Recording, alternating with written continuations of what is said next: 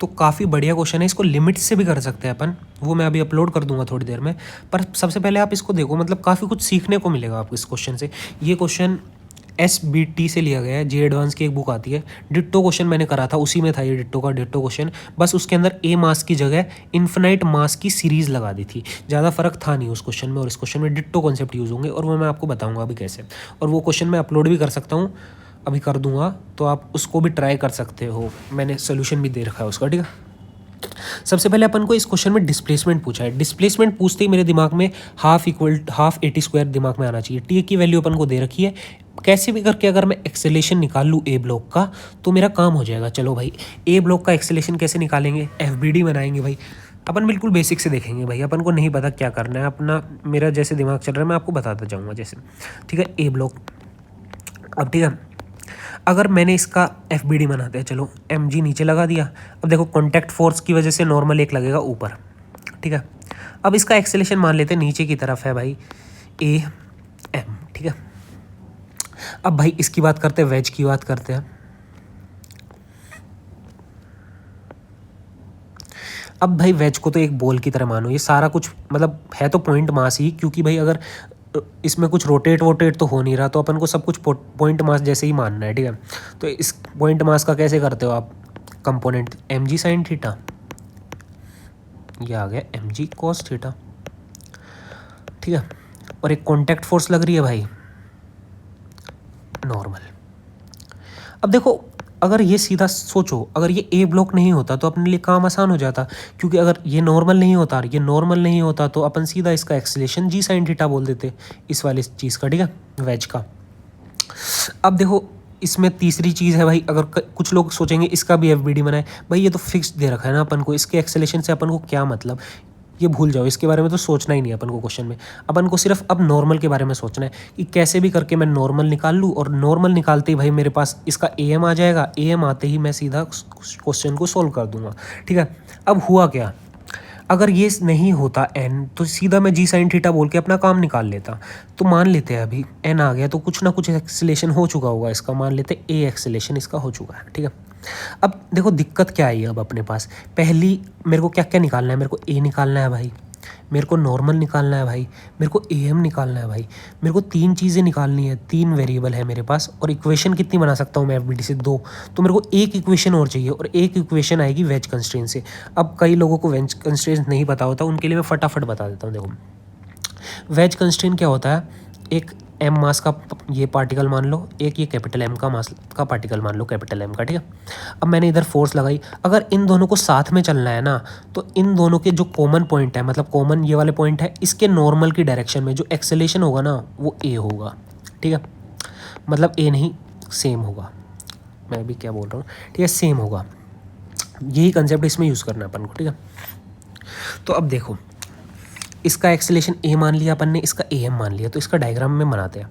ये जैसे AM vertical से नीचे जा रहा है भाई, और ये जा रहा है A से इस साइड, तो ये वाली लाइन तो भाई हाइपोटेनियस ही तो है उसकी। अपन इसको मना एंगल आराम से निकाल सकते हैं, ये 90, ये थीटा दे रखा है, ये 90 माइनस थीटा। तो इसका कंपोनेंट नॉर्मल क्या लॉन्ग क्या है, यही तो है नॉर्मल। देखो क्वेश्चन में भी दिखा देता हूँ आपको, यही तो नॉर्मल है, ये कॉन्टैक्ट सरफेस के परपेंडिकुलर वाली लाइन, यही नॉर्मल है। कॉमन नॉर्मल क्या लॉन्ग, अपना एक्सेलेरेशन दोनों का सेम होना चाहिए, वही मैं करूँगा। कैसे सेम करूँगा, देखो A का cos 90 माइनस थीटा वाला कंपोनेंट किसके बराबर होना चाहिए, A cos 90 minus theta is equal to AM, ठीक है। तो A sine theta is equal to AM। तो अब मैं AM की जगह A साइन थीटा लिख देता हूँ। अब देखो अपना काम बहुत आसान हो चुका है। अब अपने पास सारा काम हो चुका है अपना। ये A पहला वेरिएबल, ये वेरिएबल तो साइन थीटा तो पता ही है अपन को, और साइन थीटा की टर्म्स में तो वैसे भी आंसर है अपन को, कोई दिक्कत की बात नहीं है। और n अपन को निकालना है, दो इक्वेशन दो वेरिएबल। अब मैं आराम से सारी काम कर सकता हूँ, ठीक है। अपना सारा काम हो चुका है, अब बस अपन को नॉर्मल फाइंड आउट करना है। और नॉर्मल के लिए आपको बिल्कुल बेसिक सा स्टेप बताऊंगा मैं आपको, बिल्कुल। सबसे पहले सोचो आप एक लिफ्ट में हो भाई, लिफ्ट में हो आप, A एक्सेलेरेशन से नीचे जा रहे हो, ठीक है। तो आपका नॉर्मल कितना लगेगा, बहुत स्टैंडर्ड केस है, mg माइनस A, बिल्कुल। बहुत ही स्टैंडर्ड केस था। अब इसको आप इक्वेशन बना के सोल्व करो, इससे बढ़िया आप ये सोचो ना, ये ए साइन थीटा से नीचे जा रहा है, एम जी लग रहा है नीचे, तो नॉर्मल कितना होगा, M G minus A sine theta.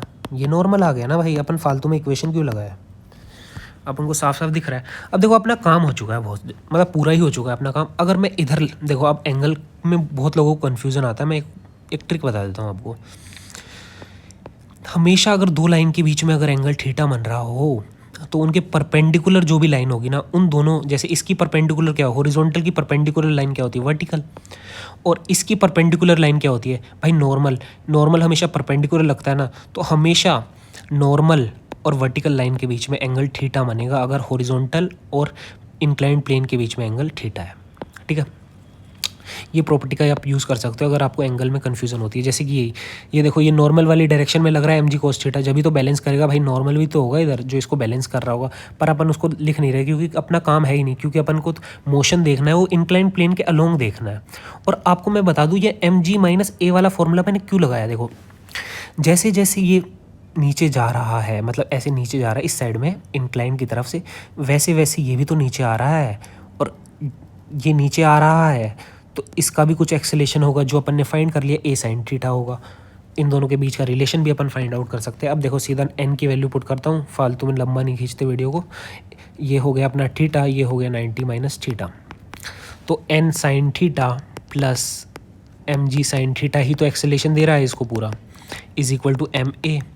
ठीक है, एन की वैल्यू अपन ने निकाल ही ली है भाई, G A minus A sine theta into sine theta plus M G sine theta is equal to M A. ठीक है, अब देखो भाई, ये अपना कट चुका है एम से एम सारा, ये क्या आ गया, G sine theta minus A sine square theta plus G sine theta is equal to A. तो ये क्या आ गया, 2 sine theta is equal to A 1 plus sine square theta.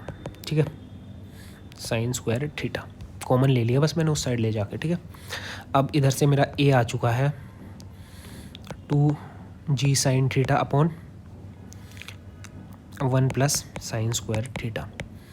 ये आ गई है अपनी ए की वैल्यू, पर अपना एक्सेलेरेशन इसका कितना है, साइन थीटा, तो इसको बस साइन थीटा से मल्टीप्लाई कर दिया, ये अपना आ गया इसका स्मॉल ए का एक्सेलेरेशन। अब भाई एक्सेलेरेशन आ चुका है, अपना काम हो चुका है भाई, अपन को एक्सेलेरेशन ही चाहिए था क्योंकि अब सारा काम हो चुका है। एक्सेलेरेशन की वैल्यू अपन इधर पुट कर देंगे, इधर पुट कर देंगे, तो क्या होगा, 2 से 2 कट जाएगा और अपना आंसर ये आ जाएगा। अब देखो इसको लिमिट से सोच सकते हैं, और मैं इसकी वीडियो डाल दूंगा, आप खुद सोचो। जब तक अभी मेरे दिमाग में भी इतना आया नहीं लिमिट से, पर एक चीज़ आप सोच सकते हो, वो मैं आपको बता भी देता हूँ क्या सोच सकते हैं अपन। सबसे पहली चीज़ ये सोचो, अगर एंगल ज़ीरो होता तो क्या होता, ये इंक्लाइंड प्लेन बिल्कुल हॉरिजॉन्टल हो जाता, ये इंक्लाइंड प्लेन बिल्कुल हॉरिजॉन्टल हो जाता, तो भाई कुछ ना भी टाइम लग जाए, अगर ये वाली कंडीशन बन जाती ना, इंक्लाइंड प्लेन अगर हॉरिजॉन्टल हो जाता, अब भाई 1 सेकंड हो चाहे इन्फिनाइट सेकंड हो, हमेशा वो तो अपना ज़ीरो ही आना चाहिए। तो इंक्लाइंड प्लेन का एंगल जैसे ही मैं ज़ीरो पुट करता हूँ, तो साइन थीटा की टर्म क्या हो गई, ज़ीरो, ये वाली टर्म हो गई 1, भाई आ ही नहीं सकता, जी 1 प्लस ज़ीरो अपॉन 1, तो ये तो जी आ रहा है, जी अपना थोड़ी होगा, ज़ीरो होना चाहिए। ये वाला देखो इसमें भी यही हो रहा है, इसको ज़ीरो पुट करा, ये वाली टर्म आ गई 1 प्लस ज़ीरो, ये भी जी आ रहा है तो ये भी कट गया। अब इस वाले में और इस वाले में डाउट आएगा, और इसके लिए मैं सोच रहा हूँ क्या कुछ और सोच सकते हैं, वो मैं अपलोड कर दूँगा अगर मिलता है तो मेरे को। चलिए, थैंक यू।